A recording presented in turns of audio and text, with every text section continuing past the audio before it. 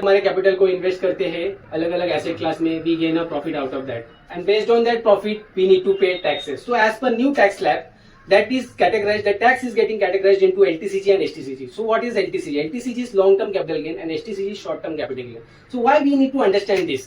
Because after knowing that as a investor we will plan our investment smartly and accordingly we can sell that out. So let's understand how that is getting categorized.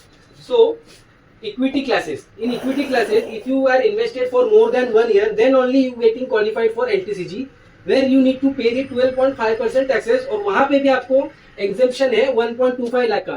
इसका मतलब क्या हुआ, 1.25 लाख के ऊपर जब आप profit earn कर रहे हो तभी आपको ये 12.5% का टैक्स भरना पड़ रहा है. और वही एसटीसीजी में आपको एज पर टैक्स लैब 20% का आपको टैक्स पे करना पड़ेगा. तो अभी accordingly for the real estate and gold, real estate जब आप मोर देन 2 इयर्स इन्वेस्टेड हो तब आप जाके क्वालिफाई हो एलटीसीजी के लिए. बट जब आपका 2 इयर्स नहीं हुआ है तो you are getting qualified into HTCG. तो यहाँ पे आपने देख रहे हो कि एज पर टैक्स स्लैब है, मतलब अगर आप 30% टैक्स स्लैब में आते हो या 40% टैक्स स्लैब में आते हो तो उसके अकॉर्डिंग आपको इंटरेस्ट पे करना है. और वैसे एलटीसीजी में it is same as equity 12.5%. But यहाँ पे जो चेंज आ रहा है आप देख रहे हो यहाँ पे एक वर्ड लिखा हुआ है इंडेक्सेशन, विदाउट इंडेक्सेशन.